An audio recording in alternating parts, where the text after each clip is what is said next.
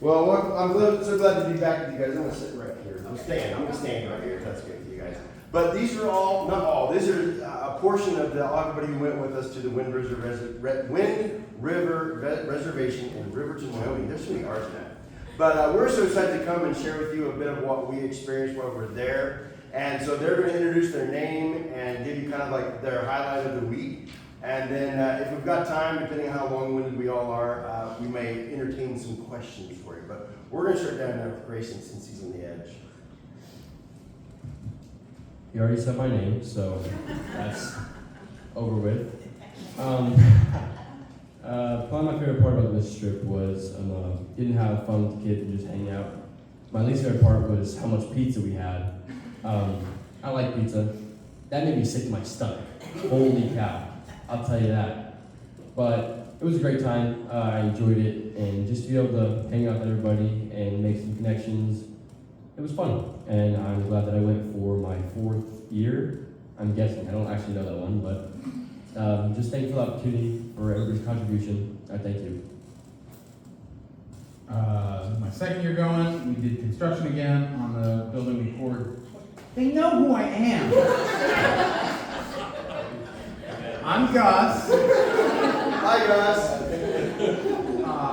So anyway, last year we poured half the foundation for this new sports facility, and this year we were framing up the inside. We had myself, Thorin, Corbin, 2 old guys, and Aiden, who's the Methodist. Anyway, I got to play with the framing nailer, and the last day I was playing around with the full auto function where you just go bang, bang, bang. And first thing in the morning, I thought I put a nail through my hand. But it bounced off my new glove, so it was great. So yeah, we got most of the building frame, well, half. Again, we got half the work done, so. I'm Thorin. I was also on construction, like I said, and I really enjoyed seeing how much work we got done and getting closer to some of the people in our group I didn't know too well before. I'm Carter, and this is my 3rd year on the trip. My favorite part was getting to hang out with all the kids, and then on the 3rd day, right before we went up to the park, have all of them sing Happy Birthday to Thorn in their native language. My name is Corbin. This is my 3rd year. I was on construction as well. It was just a great time to get to hang out with the construction crew. Because, there wasn't a lot of us. We didn't get to hang out with the kids or anything. But we did a daily devotional every morning. We quit working. We went and got as a group just to take that small time to get to spend time with the Lord before we get to do the work. It was a great time. And just getting to hang out with all of them, it was great. Hello, my name is Noli, and this was my 1st year on the mission trip. I'm not necessarily an introverted person. I actually love talking to people and making connections. However, I've always struggled with boldness in my faith. And I don't mean saying that like, oh, I'm scared to tell people I'm a Christian. I mean acting on the Spirit when it's compelling me. But going on this mission trip, I felt God calling me the whole time to act out on my faith. And that was really scary, but I'm really, really glad I did it because it was very rewarding. I led 2 Bible lessons, which I love to teach, so that was great, but I was still a little scared to mess it up or misrepresent Jesus somehow. I prayed out loud for the group, and I prayed for homeless people, which the homeless ministry really scared me. It was very intimidating, but I wasn't really speaking, if you know what I mean. I felt God working through me in those moments when my fear was so strong. Like, God was stronger though, and I just love that. I also love spending time with the kids and being their temporary family just for those 3 days, showing them love when they don't know what real love is. And yeah, just the connections I made there make me so excited to return and potentially become an intern so I could spend the whole summer with them because God is calling me to work there and I want to answer that call. Thank you for your contributions, and thank you for allowing me to spend time with this amazing group that I can now call family.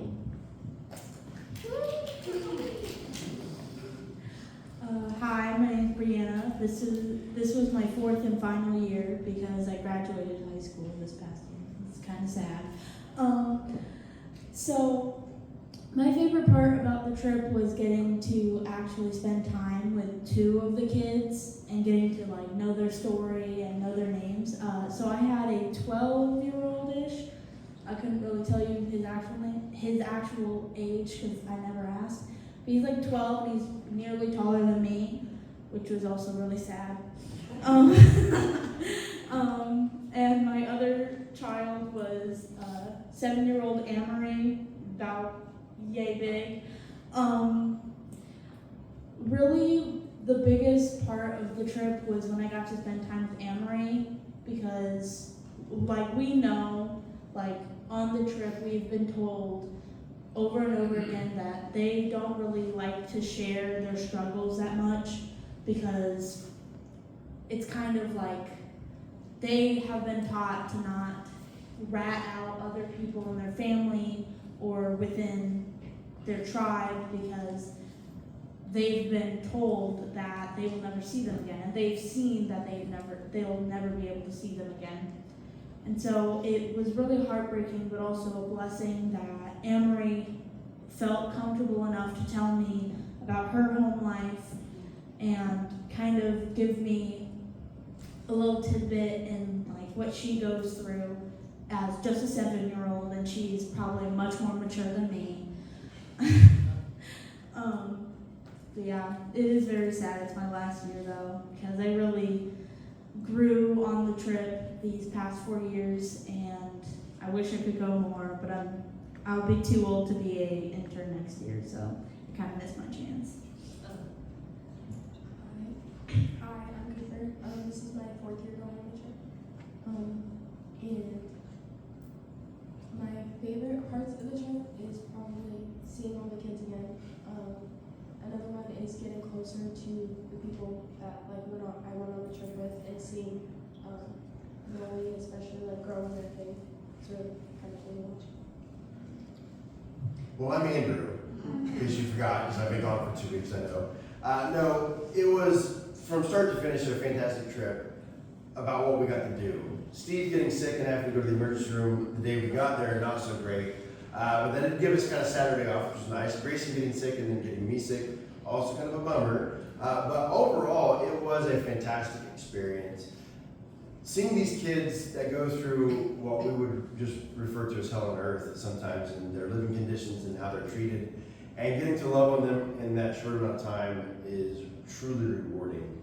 And if you've never done, even stateside mission trips, so I've been to Haiti, and honestly, Haiti was great, but I love this even more, is getting people in my, so to speak, backyard and loving them and giving them the message of Christ and of love and of joy, and just a simple act of being there was truly phenomenal.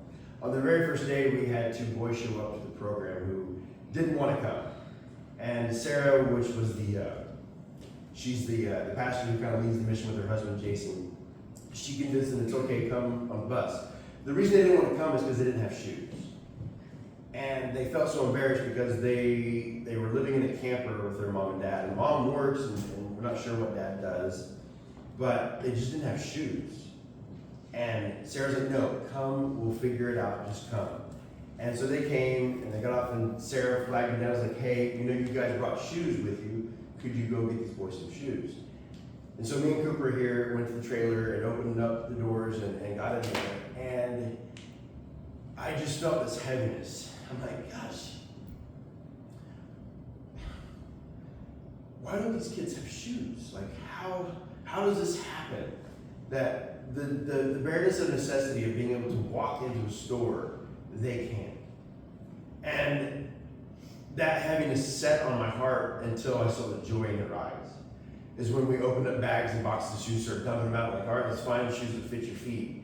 And they were like, seriously, and Sky was the youngest, and so he became like my shadow, even though his brother's name was Shadow, but Sky became my buddy that week. And I had never seen a 10-year-old boy's feet as wide as Shadow's. I mean, I thought, I'm pretty sure his feet are as wide as mine. I didn't know if we were gonna find him shoes, but you would get one out and like, okay, try this on, and it would be a little tighter and it wouldn't look cool.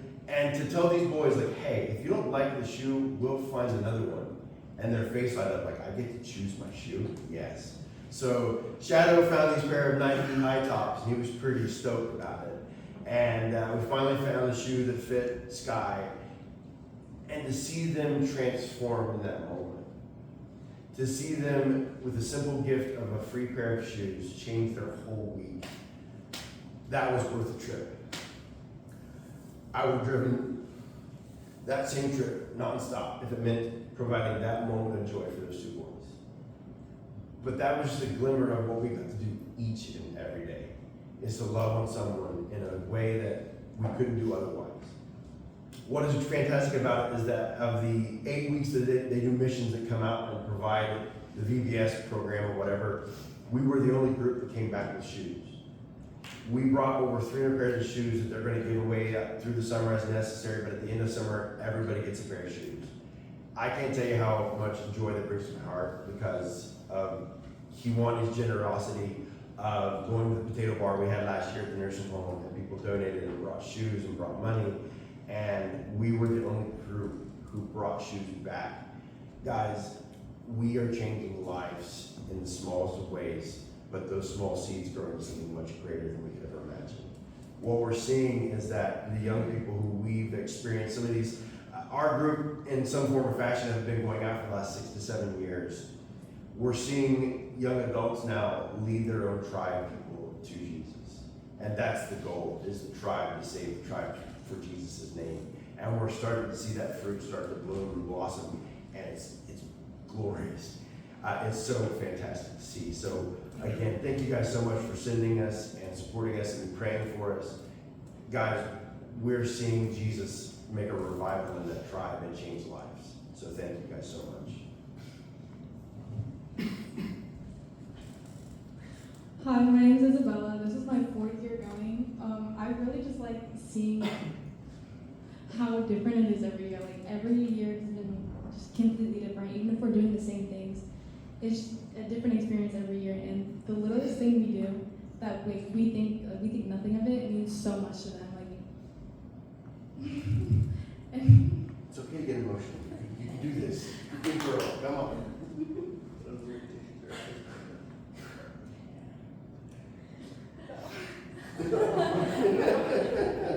Hi, my name is Amelia. This is my 3rd year going on the trip. It's my last year. My favorite part about the trip is bonding with the kids. Last year I met this girl, Alyssa. She was really quiet. She didn't really talk much. She looked like, you could see like so much like, she had so much like on her heart, like you could see it just by looking at her. And then we talked through about like the whole rest of the year until we came back this year. And then I seen her again this year, and she was just much more happier. Like our bond with our team, like she has so many friends on our team that she just like feels so loved. It's like another family to her, and we really like made an impact on her, helping her, and you can just see it. And then I met this other girl named Gracelyn, and I met her on the last day they had, so we have 3 days with them. I met her on Wednesday, and she was just like a leech to me. And then it was so sad when we had to leave because she would not like go off. Like I like pry her off me and put her in her car that her parents came to pick her up in, and she just was crying. It was super sad, but yeah, it's a really good experience. We all get to hang out and just get closer and make new friendships and relationships with everybody. It's sad that it's our last year, or my last year, but we have like a group talking about going next year as like our own group of adults, so that's good. But thank you guys for helping, and all that you've done too. All right, I'm sorry for thanking everybody for any contributions that you made for the trip. Just know that they went to a good cause. So I'm gonna start with some stats that we learned out there. So the average life expectancy of a male on the reservation is 35 years old. And 90% of females and 70% of males will be sexually assaulted as children. And this is the reality out there, and it's just it's very sad. And you know, with that being the reality, it'd be easy to overlook Christ and think that maybe Christ has overlooked you. But fortunately, you guys are passionate enough to send me and this group of just amazing teenagers to go out and. I'm afraid I'm going to fall off the edge. but to send these teenagers and adults to share the love of Jesus Christ, these people that otherwise, it's very difficult for them to hear the word. I'm going to talk about the last couple years. So I drive the bus out there. Okay, so when I get there, I also have to go pick up kids because we pick up 120 children on the reservation and bring them to the church Monday, Tuesday, and Wednesday to do VBS with them and hang out with them and show them love. And the last 2 years, my route has been in town. And when I say in town, I'm not picking up kids at houses. We're picking them up at homeless shelters, and a lot of them live in hotels or campers in people's backyards. It's pretty sad in town. But this year, I got to go out onto the reservation and pick up the children, and it's remarkable how devastating it is, the conditions that they live in. One house, in particular, the very first house I had to pick somebody up at, and I call it a house. I keep saying house, it's a camper. It's a very small camper that 9 people live in. 5 children, 4 adults live in this camper that I cannot wrap my mind around how they all fit in there at all, let alone sleeping in there or having any type of private time. But at their home, they have no running water. They have a hole dug in the ground that they put their garbage in. And while we were there the first day picking people up, we had to wait for one of the family members because she was out getting water. She takes buckets to a stream and brings water back so they have water to shower and drink. And while we were waiting, one of the little kids described reservation life as stray dogs and stray people. And that impacted me pretty heavily all week. And I've said before, and I'll say it again, that we are fortunate as Christians in America to know that there are no stray people for Jesus Christ, right? They're just people that we haven't gone out and shepherded to yet. And we are called by Jesus Christ to go out and make disciples. And that is exactly what these kids are doing. And they are able to do that because of all you. And the impact that you make here, it may seem small. If you gave $5 or whatever you paid for one pair of shoes, it makes a huge impact on the reservation. The stuff that we take for granted, like when Andrew's talking about giving those kids a pair of shoes, for us it's a pair of shoes, but for them it's a pair of shoes. It's a big deal on the reservation. So I cannot say enough how much we're thankful for the opportunity because of you guys to go out there and experience these people learning about Jesus Christ and really feeling their love. And it's remarkable. If you know any of these teenagers, or if you know any teenager at all, you know how they can be. But to watch these kids go out on a walking path or into a park that's full of generational despair. We met with their grandfather, his son, his grandchildren, his brother, his nephew, and nieces. I think we're there. All of them intoxicated. They're all either addicted to alcohol or drugs. And to watch these high schoolers go up and not just hand them a bag of supplies, but to sit down and have a real conversation with them about how Jesus loves them, and it's really remarkable. If you get a chance to talk to some of these kids about one-on-one about the things that they experienced, it'll blow your mind just how awesome they are. Okay, so once again, I want to thank you guys. If you get a chance, though, talk one-on-one with these kids and see what they really experienced. Yeah, no, I can't talk about Foundations for Nations enough. Sarah and Jason, husband and wife duo, went out there to found Foundations for Nations. And to say that it was a hard start would be an understatement. They were physically assaulted. They had to get restraining orders on people because the tribe had cursed them. You see, unfortunately, the tribe had a bad experience, a bad taste of Christianity in their mouth. Years and years ago, a Catholic mission had started, and it was more force than politeness. They would say, hey, we will give you food that you need, but you need to give us your children. They would strip them of their identity, give them English names, and would ban their own language to be spoken. That created what the generation that's still alive would say, don't listen to the white man's gospel, because it stole our people. But what they're seeing is that Christ's love sometimes it's not portrayed the best. What Sarah and Jason and Foundations for Nations are doing is loving them as Jesus would love them, where they're at and how they are. And what we're seeing is junior interns coming into the program, like Alyssa and Trayvon and Singing Man and Half Sandwich Reuben and Full Sandwich Reuben, coming in to help their own tribes people experience Jesus. I see in the next 5 to 10 years there being people of the Arapaho and of the Eastern Shoshone tribe being leaders in their own tribal communities for Jesus. That only happens because for summer after summer and year after year, groups like ours and Sarah and Jason have been pouring Christ's love into them. Eric forgot to mention it, but I didn't know this part. They've got a food pantry there in Riverton for the community.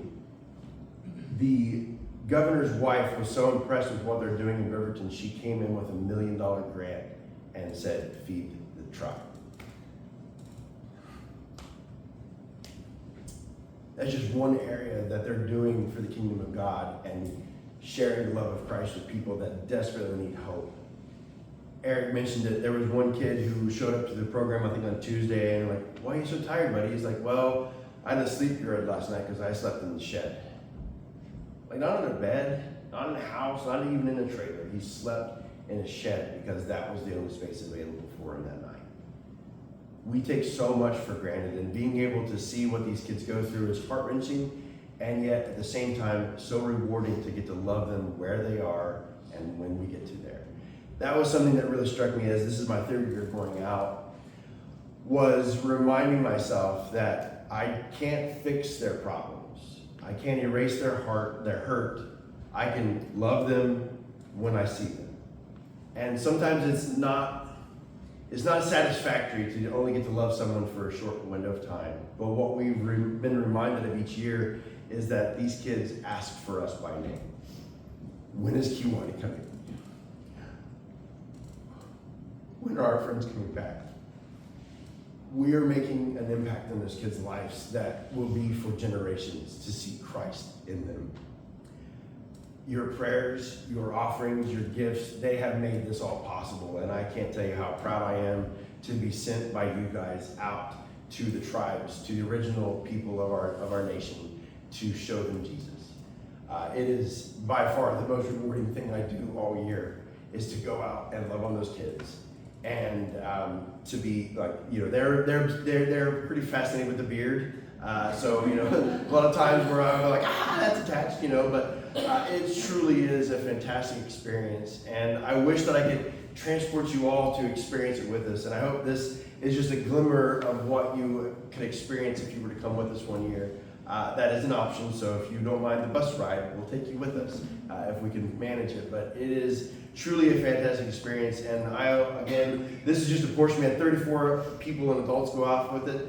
Jack and Tammy were one of them, and they actually are on another missions trip in New Hampshire this week, and so they couldn't be here. And then, of course, you got Kevin, Steve, and Kelly, who all have volunteer jobs or paid jobs at First Christian Church, so they couldn't be here. But this is just a portion of what came, and just a portion of the stories that changed their lives and the lives of the tribes. On the front of your bulletin is the two tribes that live there on the Wind Reservation. The Eastern Shoshone and the Arapaho people are together. They were mortal enemies, and the government thought it'd be a great idea to stick these people together and hopefully they could eradicate each other, but they didn't. They found peace. Jason and Sarah and Foundations for Nations have a heart for the people there, and they are doing God's work and being led fully by the Spirit. The building they're building right now that Gus and the boys framed up, they poured the concrete last year, but that building is already paid for. Everything is already paid for. That is the importance of this kingdom work, is that God has provided the means, now he just needs the laborers.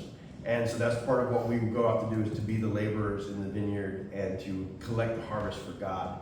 That building will be fully youth only. It'll be a gymnasium and an indoor playground. It'll be the food pantry in the front. It will have all the things the kids need to better it. Something I forgot to mention is that they do an after-school program during the school year. They had 300% increase in their testing scores based purely off the after-school program. But right now they're out of space and they're out of volunteers. The school is begging them, can we send more kids? And we're like, we can't take any more. So that is just, there's so many pieces of the puzzle. And so when we pay to go out there, I know this is weird, you pay to go on a mission trip, but that covers our food and our board. But every other dime that they don't need to spend on our water or power usage or our food, they spend back into the community.